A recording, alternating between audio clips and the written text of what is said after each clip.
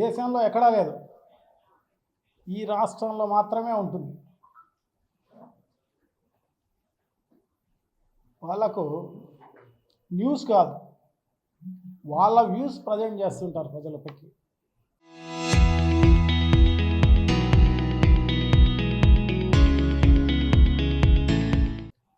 రుద్దుతుంటారు. ఈ దెబ్బ నుంచి వేరే ఏం లేదు. వాళ్ళు మోసే పార్టీలు బాగుండాలని మిగతా పార్టీలందరిపైన బురద చల్లే కార్యక్రమం చేస్తారు. చిలువలు పలువలుగా ఉన్నా లేకున్నా కథల మీద కథలు రాసి పేపర్లలో పెద్ద ఎత్తున ప్రింట్ చేసే కార్యక్రమం చేస్తారు. ఇని నాకు తెలిసి ప్రజలు కూడా దీన్ని న్యూస్ పేపర్లుగా ఎప్పుడు చూడరు అనుకుంటా. న్యూస్ పేపర్లుగా చూడరు. అది ముఖం నోరు తుడుచుకునేదానికి లేకుంటే ఇంకో దాన్ని తుడుచుకోవడానికో ఉపయోగిస్తారేమో, కానీ దానికి కూడా పనికిరావు. ఎందుకంటే నల్లగా అవుతాయి తుడుచుకుంటే, ఆ ప్రింటింగ్ అంతా మ్యాటర్ అంతా. సో అదైనా తెలుసుకొనైనా వాళ్ళు మార్చుకోవాల్సిన అవసరం తప్పకుండా ఉంది. గతంలో ఈ పేపర్లు ఈ మీడియా ఇవన్నీ కూడా బాగా ఉండేవి, దాదాపు ఒక 15-20 ఏళ్ళ కిందటంతా. మళ్ళీ వీళ్ళకు కులం మీద ఇదో కానీ లేకుంటే అభిమానమో లేకపోతే మనుషుల పైన అభిమానమో ఏమో తెలియదు, కానీ మొత్తం పైన వీళ్ళందరూ ఇదే కార్యక్రమం. ఎందుకంటే వైఎస్ఆర్ కాంగ్రెస్ పార్టీ ప్రభుత్వం దిగిపోయి దాదాపు 2 ఏళ్ళు అయిపోయింది. ఎలక్షన్లు అయిపోయింది. ఎలక్షన్లో మళ్ళీ ఈవీఎంల మోసమో ఇంకొక మోసమో ఏదో 11 సీట్లకు దిగిపోవడం జరిగింది. అయినా వదల్లే, ప్రతిరోజు నామజపమే. వాళ్ళకు పొద్దే పొడవదనుకుంటా. ఈ జగన్మోహన్ రెడ్డి గారి నామజపమో వైఎస్ఆర్ కాంగ్రెస్ పార్టీ నామజపమో లేకుంటే ఈ ఛానళ్లకు డిబేట్లలోనో ప్రతిరోజు డిబేట్ ఇవే ఉంటాయి, ఏదో ఒకటి తప్ప వేరే ఏమి లేవు. అసలు సంబంధమే ఉండదు. ఈ ఇష్యూలో అయితే అసలు సంబంధమే లేదు, రుద్దే కార్యక్రమం అన్నమాట అంతా. మరి ఎవరి ఇంట్రెస్టో, ఎవరు రాయిస్తారో, ఎవరు రాస్తారో ప్రజలందరికీ కూడా బాగా తెలుసు, ఎలా రాస్తారు ఏం కథ అని. చాలా దారుణం, అసలు సంబంధమే లేని ఇష్యూని ఎంతో రాసి కర్మగాలి. నిజంగా కూడా నిజంగా పార్టీకి కావాల్సిన వాడు, మాకు కావాల్సిన వాడు. సో తప్పకుండా పెద్ద దస్తగిరి అంటే మాకందరికీ అభిమానం, మంచివాడు. మరి ఏ కారణం వల్ల జరిగిందో కానీ మొత్తం పైన దురదృష్టవశాత్తు జరిగింది. దాన్ని మనకు ఇష్టం వచ్చిన వాళ్ళ పైన రుద్దే కార్యక్రమం అంతా కూడా చేసే కార్యక్రమం. అది రాపిచ్చే వాళ్ళు మరి అలా రాపిస్తారు. వాళ్ళ గురిగింజ కింద వాళ్ళ నలుపు తెలియదంట, ఆ రకంగా వాళ్ళు రాస్తారు. వాళ్ళ ఊర్లలో కొన్ని 100 ఎకరాలు డీఫామ్లు ఆక్రమించుకొని దాని గురించి రాయరు. మట్టి ప్రతిరోజు అమ్ముకునే కార్యక్రమం, ఇసుక ఎక్కడ పడితే అక్కడ అమ్ముకునే కార్యక్రమం, అవన్నీ ఏం రాయరు.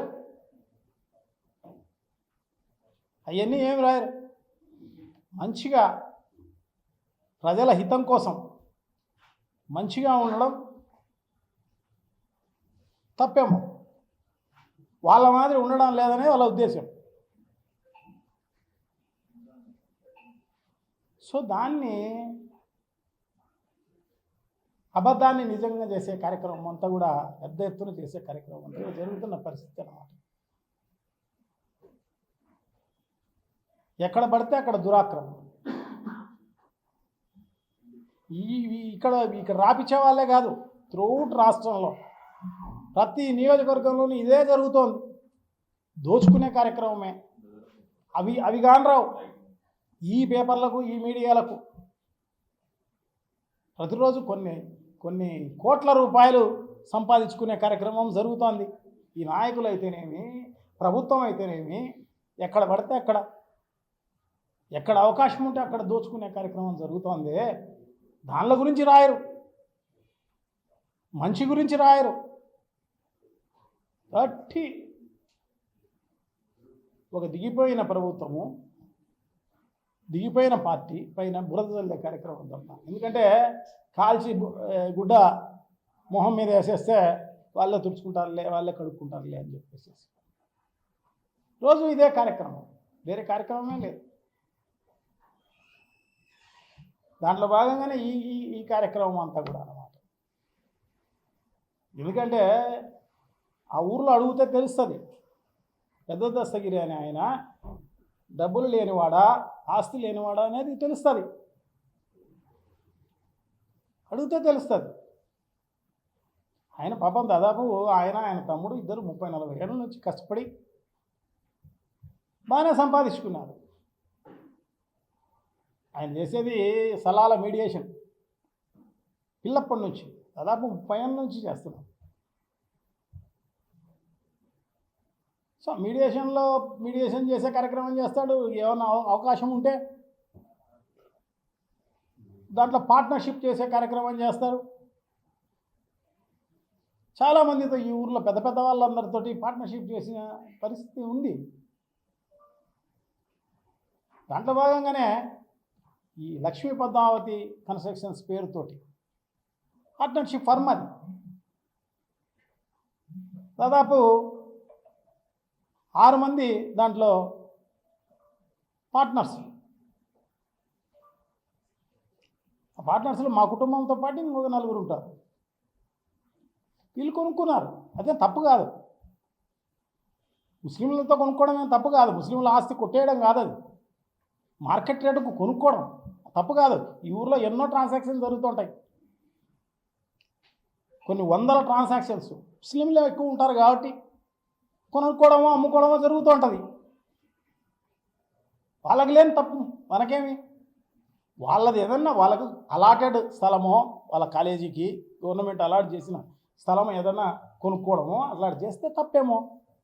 లేదంటే గవర్నమెంట్ భూమి అయితే తప్పేమో. అది ఎంత ఉంటే అంత పట్టా భూమి, దాంట్లో 1 సెంటు కానీ లేదు. గవర్నమెంట్ భూమి కానీ, డీఫామ్స్ కానీ, ఇంకోటి కానీ లేవు.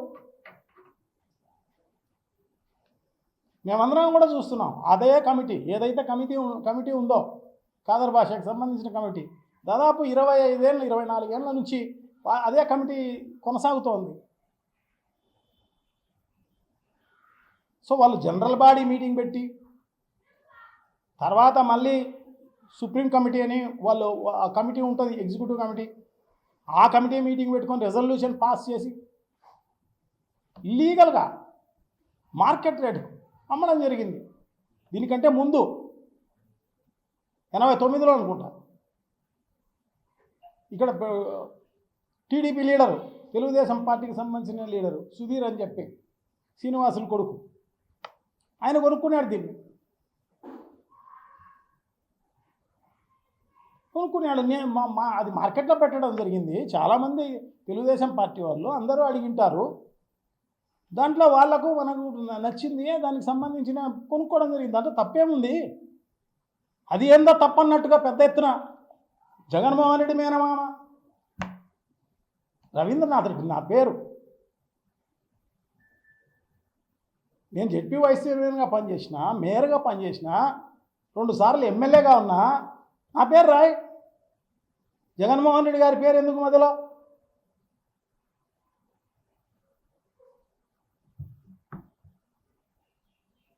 ఇప్పుడు కూడా చెప్తున్నా, ఇంతకుముందు కూడా చెప్పా, నేను ఎక్కడైనా కానీ 1 ఎకరా 1 సెంటు డీఫామ్స్ కానీ గవర్నమెంట్ భూమి కానీ ఎక్కడైనా కానీ తీసుకుంటే నిరూపించబడం.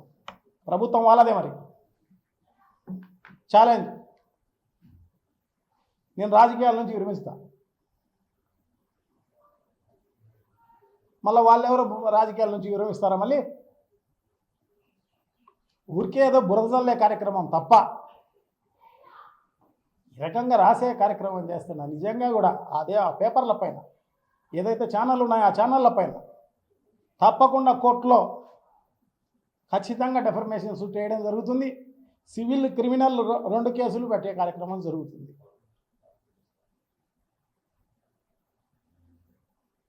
తప్పదు. దేవుడు కూడా చూస్తూ ఉంటాడు. మంచి వాళ్ళని ఇబ్బంది పెడితే ఖచ్చితంగా దేవుడు కలగజేసుకుంటాడు. ఏదైనా అన్యాయం జరిగింటే, అక్రమం జరిగింటే మీరు రాయొచ్చు, చూపించవచ్చు, ఇంకా ఏమైనా చేయవచ్చు. అంతకు తప్పనిచ్చి ఊరికనే పేపర్ ఉంది కదా అని, ఊరికనే ఛానళ్ళు ఉన్నాయి కదా అని చూపించే కార్యక్రమం చేస్తే డెఫినెట్గా దేవుడి దృష్టిలో మూల్యం చెల్లించుకునే కార్యక్రమం తప్పకుండా జరుగుతుంది అని చెప్పి తెలియజేసుకుంటున్నాం.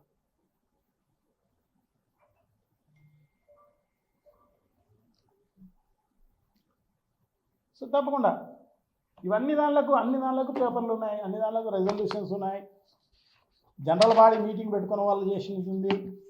ఎవరికి ఎట్లా అమ్మినారు, ఏం కథ, ఎంత రేటుకి అమ్మినారు అనేది అంతా కూడా రెజల్యూషన్స్లో ఉన్నాయి. ఇవన్నీ కూడా ఇన్కమ్ ట్యాక్స్ చూపించడం జరిగింది. ఇవన్నీ కూడా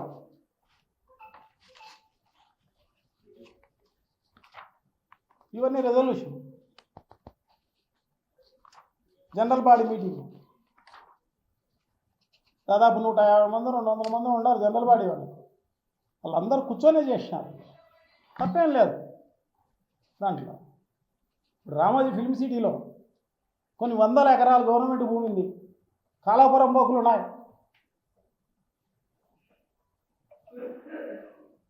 వాళ్ళు ఇప్పుడు కూడా అంతకుముందు గతంలో కూడా నిరసన కార్యక్రమాలు చేస్తుంటారు. ఇంకా ఆ రైతులు కొన్ని 10 సంవత్సరాలు దాటిపోయినా కూడా విజయవాడలో ఉన్న ఈనాడు ఆఫీసు, వైజాగ్లో ఉన్న ఆఫీసు, హైదరాబాద్లో ఉన్న ఆఫీసు, అన్ని దానిలలో ఆక్రమించుకొని అన్ని చేసినారు కదా. తెలుసు కదా అందరికీ. మర్చిపోయింటారులే అని.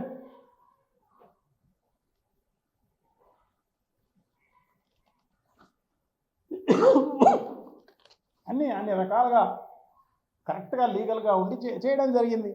దీంట్లో అన్యాయం ఏం లేదు, ఎక్కడ అక్రమం లేదు, ఇంకొకటి లేదు, ఏం లేదు.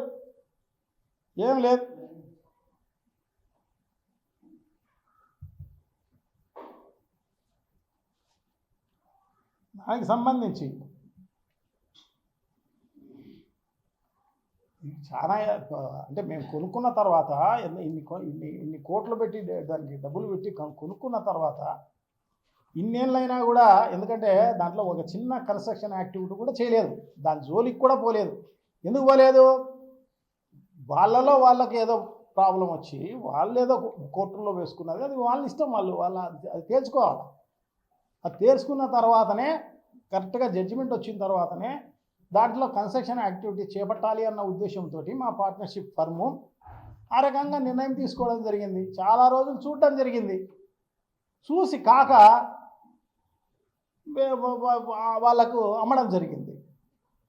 ఎందుకంటే దీంట్లో గతంలోనే దస్తగిరి అయితేనే వీళ్ళంతా పార్ట్నర్గా ఉండేవాళ్ళు. సో ఆయన కాకుండా ఇంకొక ముగ్గురు వాళ్ళందరూ కలిపి వచ్చి వాళ్ళ షేర్లు తీసుకోవడం జరిగింది. దీంట్లో మా షేర్ అనేది అంతా కలిపినా కూడా మా ఇద్దరికి సంబంధించి కూడా 36% ఉంది అంతే. ఇదే మా మొత్తానికి మాది కాదు ఇది. మిగతా పార్ట్నర్స్ ఉన్నారు, అందరూ ఒప్పుకొనే రైట్ రాయల్గా అమ్మడం జరిగింది. దాంట్లో తప్పేం లేదే. దాన్ని బినామీకి ఇచ్చేసినారు. ఎందుకు ఇస్తారు మిగతా వాళ్ళందరూ? ఇంకా 4 ఉన్నారు పార్ట్నర్లు. వాళ్ళందరూ ఊరుకునే డబ్బులు పోగొట్టుకుంటారా? ఎవరైనా బినామీలు అనేవాళ్ళు వాళ్ళు బతికుంటే మంచిది అని అనుకుంటారు. అట్లాంటిది బినామీలను చంపుకోవాలనుకుంటారా? అట్లయినా అనుకున్నా ఎవరైనా బినామీ చచ్చిపోతే అది మళ్ళా అది తిరిగి ఎలా వస్తుంది ఎవరికైనా? లాజిక్ కూడా అర్థం కాని పరిస్థితుల్లో వాళ్ళు ఆ రకంగా రాసే కార్యక్రమం చేస్తున్నారు అన్నమాట.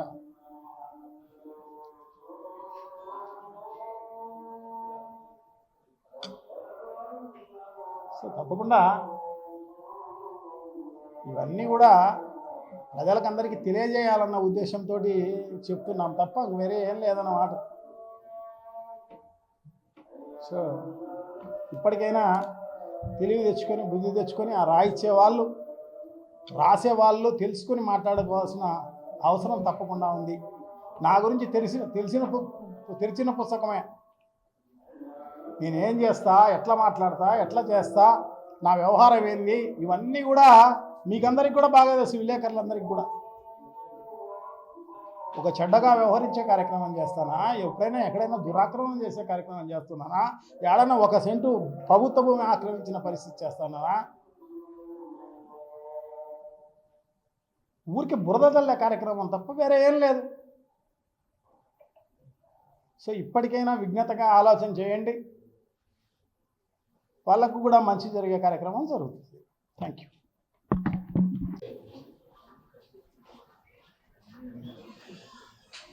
అప్పాపురం పొలంలో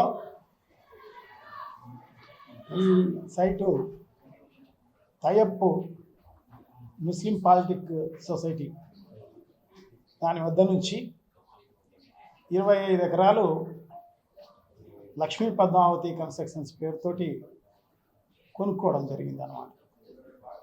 సో దానికి సంబంధించి తయప్పు ముస్లిం పాలిటిక్స్ సంబంధించి ఆ రోజు 6/1/2022 అందరూ ఎవరైతే ఎగ్జిక్యూటివ్ బాడీలో ఉన్నారో వాళ్ళందరూ సంతకాలు చేసి అందరూ అమ్మడం జరిగింది, మేము కొనడం జరిగింది.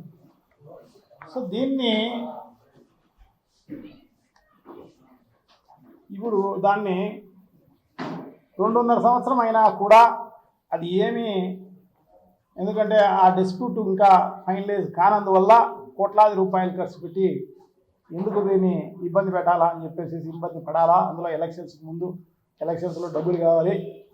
సో దానివల్ల దీన్ని 10/4/2024 నలుగురు పేర్లతో రిజిస్టర్ చేయడం జరిగింది.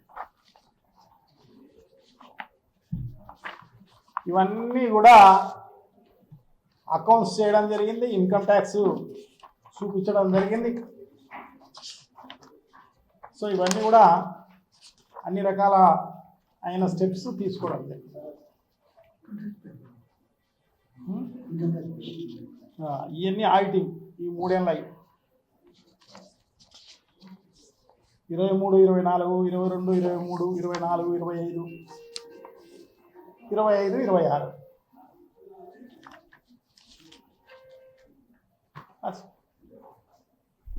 దాన్ని అట్లా నలుగురికి అమ్మేసే కార్యక్రమం చేయడం జరిగింది.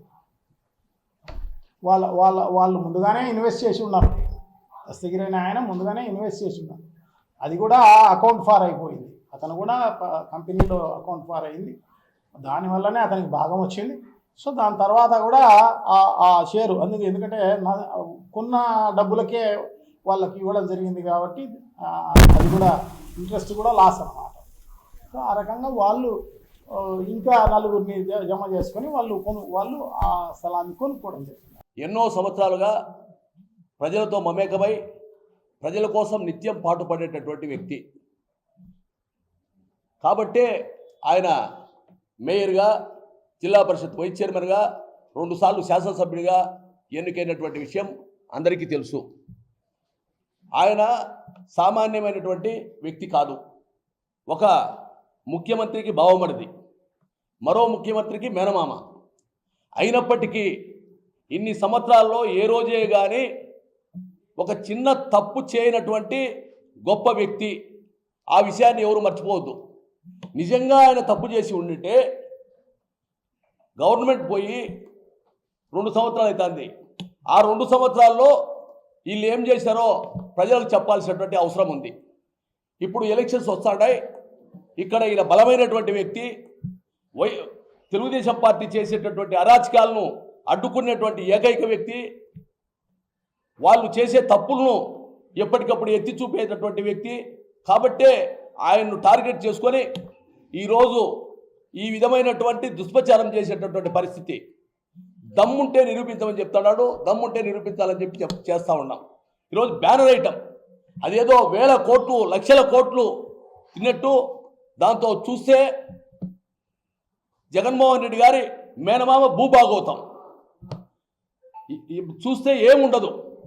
ఇంత దుర్మార్గమైనటువంటి పత్రిక ప్రపంచ చరిత్రలో ఎక్కడ లేదన్నటువంటి విషయాన్ని గమనించాల్సినటువంటి అవసరం ఉంది. ఈరోజు పత్రిక ఉంది కదా అని ఇష్టం వచ్చినట్టు రాయడానికి తిరుక్కున్నారు. కాబట్టి రవీంద్రనాథ్ రెడ్డి గారి చరిత్ర తెలిసినటువంటి ఏ ఒక్కరు కూడా దీన్ని నమ్మరు. అదే కాకుండా శత్రువు అయినా సరే నమ్మడు. కారణం ఏంటంటే ఆయన వ్యక్తిత్వం ఎప్పుడు ఆయన వ్యక్తిత్వం బ్రహ్మాండంగా ఉంటుంది. సరిపోయినటువంటి వ్యక్తి అయినా, తన ప్రత్యర్థి అయినా ఆ ప్రత్యర్థిని కూడా ఏ రోజు పల్లెత్తు మాట అన్నటువంటి వ్యక్తి. తప్పుగా ఏదో వాళ్ళు తప్పు చేస్తే ఆ తప్పును ఎత్తి చూపిస్తారు తప్పరించి ఏ రోజే కానీ ఊరికనే ఇబ్బంది పెట్టాలని, ఎవరినైనా జైల్లో పంపించాలన్నటువంటి ఉద్దేశం లేనటువంటి వ్యక్తి. దీన్ని గమనించాలా. ఈ పత్రికలు ఎంత దిగజారిపోయినాయంటే, మన మత సామరస్యంగా ఈడ జరిగితే అన్ని కులాలు అన్ని మతాలు సామరస్యంగా దాన్ని సమసిపోవాలని చెప్పి కోరుకున్నారు. హిందువులు ముస్లింలు అందరూ కూడా దాన్ని బ్రహ్మాండంగా ఉన్నారు. మన జరిగినటువంటి ఆంజనేయ స్వామి ఊరేగింపు జరుగుతూ ఉంటే ముస్లింలు వచ్చి మజ్జిగ ఇచ్చినారు, ముస్లింలు వచ్చి వాళ్ళకు స్నాక్స్ ఇవన్నీ ఇచ్చినటువంటి పరిస్థితి. కానీ ఈరోజు వైసీపీ వాళ్ళు చేసినారు, మన డిప్యూటీ అంజాద్ బాషా గారు చేశారని చెప్పేటటువంటి పరిస్థితి ఈరోజు పత్రికలే రాస్తాడాయి. వాళ్ళు పత్రికలకు ఇవ్వడం లేదు. టిప్పు సుల్తాను పేరు పెడతాననేది చంద్రబాబు నాయుడు, కానీ ఆ టిప్పు సుల్తాను దుర్మార్గుడు అని చెప్పింది ఆదినారాయణ రెడ్డి. అంటే వాళ్ళకే క్లారిటీ లేదు. కాబట్టి ఏదో రకంగా ఈ రాజకీయాలు చేసి దీన్ని సర్వనాశనం చేయాలన్నటువంటి దురుద్దేశంతో చేస్తున్నారు. దీనన్నిటినీ ప్రజలు గమనించి ఈ తెలుగుదేశం పార్టీకి కూటమి ప్రభుత్వానికి బుద్ధి చెప్పాలని చెప్పి నేను తెలియజేసుకుంటా ఉన్నా.